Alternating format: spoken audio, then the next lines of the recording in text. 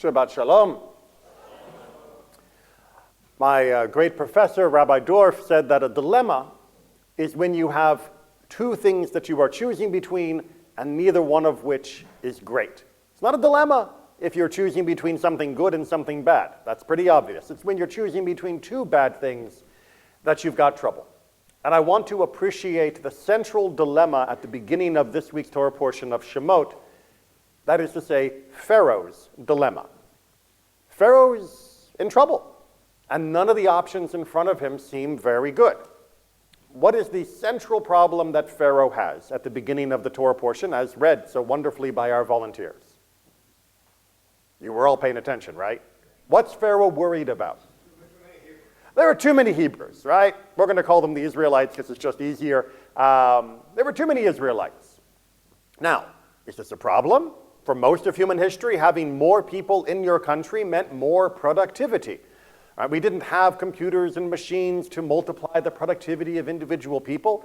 If you wanted more land put under cultivation, you needed more people to put it under cultivation. If you wanted to make more bricks, you needed more people to make more bricks. More Israelites should be a boon. Right? I mean, it's literally more gas in the tank of the Egyptian economy. So why is this a problem? He was afraid that they might rise up against him. I mean, the worry of despots around the world throughout all of human history is that the people might grab a pitchfork, grab a torch, and storm the castle or Egyptian palace or whatever it might be.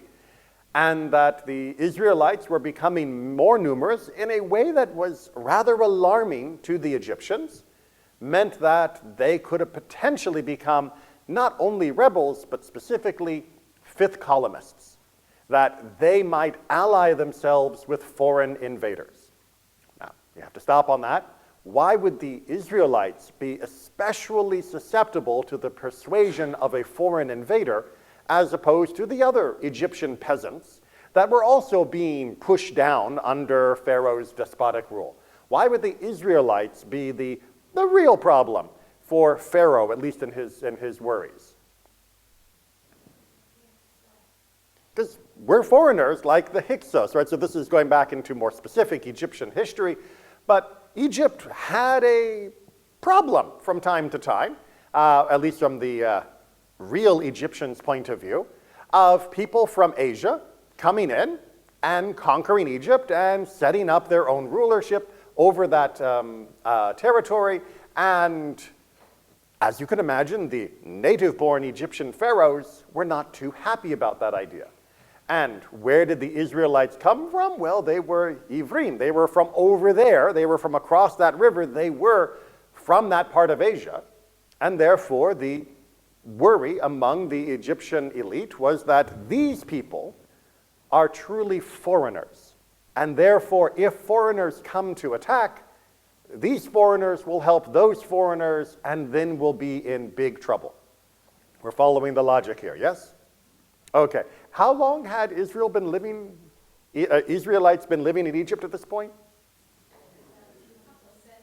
Yeah, give or take 100 plus easy, probably a little more. It's a little fluffy in places, but we're talking at least 100 years. So they'd lived there for 100 years, but they were still seen as being foreigners. And that's the fundamental dilemma that he has, is how do I deal with these foreigners that have been here for a century, but I'm going to continue to think of them as foreigners, and I think they think of themselves as foreigners, and I think they think that if someone else thinks about attacking Egypt, they'll join them. How do I deal with them? But remember that first problem, the first issue, they also making a lot of money for him. So how do I get rid of this problem without losing that nice big cash payout that I'm currently getting? What are the options? So let's break it down logically. Right? Option number one, kick them out. Right? Just get rid of these Israelites, show them the door, they've overstayed their welcome, and just let them go. Why is that a problem? Because you lose the economic benefit. Right? Right now, they are a really productive part of your economy and, honestly, growing fast, which means you're getting more benefit out of them every year. Option number two, kill them all. Right? Now they can't rebel against us. They can't ally with our enemies. We'll just wipe them out. What's the dilemma there? It's the same problem, right? If they're dead, they're not producing anything for my economy.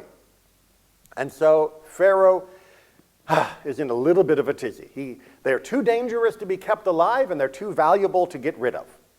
What's a despot supposed to do? Well, according to the Midrash, he turns to 3 trusted advisors. And those 3 advisors are Bilam, of talking donkey fame, and Yitro, as Moses' future father-in-law, and Eov, also known as Job. And he turns to them and says, what do you think we should do? And Bilam, the clever one, says, here's what you're going to do. Kill all the boys. Right? Yes, that's going to slow down your productivity gains, but it's not going to diminish the ones you currently have, and you'll still be gaining some through the women. And after all, in ancient warfare, it was men that were the primary threat because of the more upper body strength focused form of ancient warfare. So you will keep most of their productivity and still gain a little bit, just more slowly, and you will severely hamper their ability to be a military threat to you. And Jethro, Moses' father-in-law, left. He's like, whoa, if this is the plan we're going down, I'm out. Sorry, back to Midian. I'm not hanging out with Pharaoh anymore. I am no longer on this council. This is not acceptable.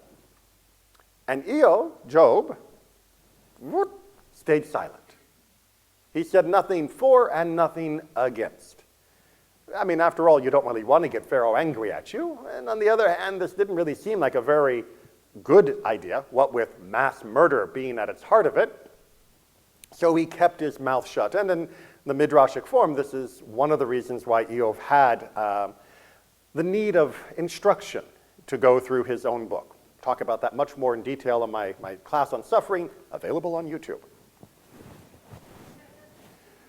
But do we appreciate Pharaoh's dilemma? We can still be either like Jethro or Job and not like the solution. But do we appreciate the dilemma? I mean, how exactly were we to expect him to resolve this?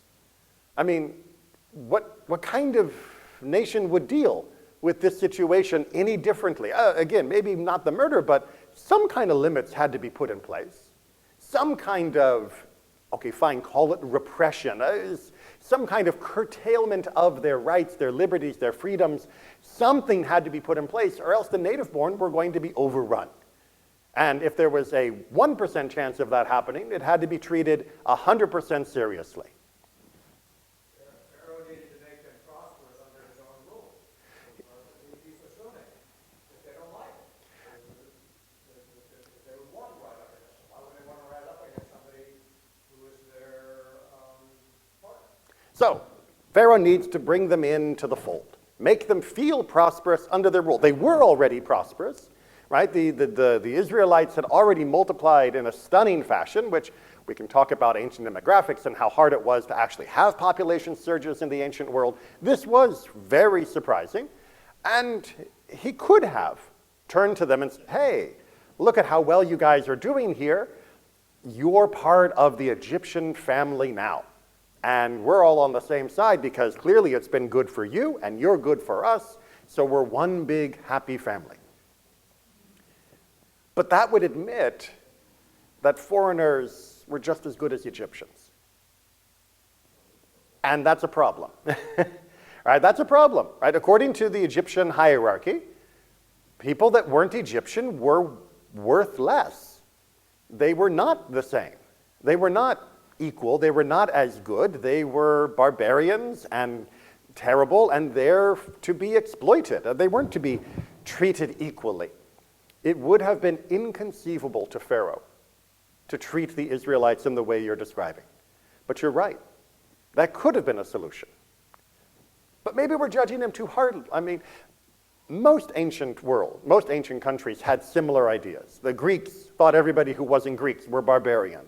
The Han Chinese thought everybody who wasn't Han Chinese were barbarian. throughout the ancient world, classic world, and all the way up into the modern world, there is a very strong current of there is the real people, and then there's everybody else. And everybody else is on a lower level, and it doesn't matter how clever you are, how useful you are, or how nice you are. You're down there, I'm up here. I mean, do we see any examples of anything differently? Well, yeah, we do. In this book, do we see a nation that absorbs a mixture of other people out of the blue in their most desperate hour when they have the least and the least to offer, and yet they are willing to take on masses of other people that have no historical connection to their people, have no genetic connection to their people, don't even have a cultural connection to their people, may not even all speak the same language, and yet in that nation's hardest moment, they were willing to take them with them. It's, of course, the story of the Israelites. When we leave the land of Egypt, it's not just us that leaves Egypt. There is an Erev Rav, usually translated as a mixed multitude. There are people who were in Egypt that when we were leaving, and by leaving, we're heading out into the desert, said, we're going to. They were willing to leave Egypt with its incredible Nile that was giving life with such clockwork regularity that it was considered to be the breadbasket of the ancient world. They were willing to leave that behind to join this group of slaves that were wandering off into the middle of nowhere for the promise eventually of getting to another country, which the Egyptians knew about. And honestly, Canaan, as it was called then, was no paradise. This was definitely no Nile Valley. But the Erev Rav wanted out of Egypt. This mixed multitude wanted to leave the land of Egypt. They wanted to leave what Pharaoh had done, what Pharaoh was doing, and they wanted to leave that attitude of there are the native-born perfect people, and then there's everyone else that's trash. Some of them were Egyptian.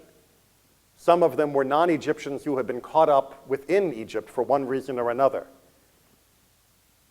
And the Israelites, when all of these people joined, said, come on, we're all getting out of here. Yeah, let's go. The Israelites didn't have to say that. They could have turned to this mixed multitude and said, whoa, whoa, whoa, whoa, whoa. Where were you all when we were slaves? Where were all of you before the plagues? Where were all of you helping when we were suffering? Go get your own Redeemer. Get your own Exodus, your own salvation. Fix your own country. We're going to go have ours, and it's going to be just for us. Because we are the core. We are the people that came from the original OG families of Abraham, Isaac, and Jacob. And you guys, you don't get to just join. You don't get to mix among us. Who do you think you are? We are God's chosen, and you are the trash. The Israelites could have had that attitude. Unfortunately, I've met some modern Jews who do have that attitude, much in contradiction of our teachings.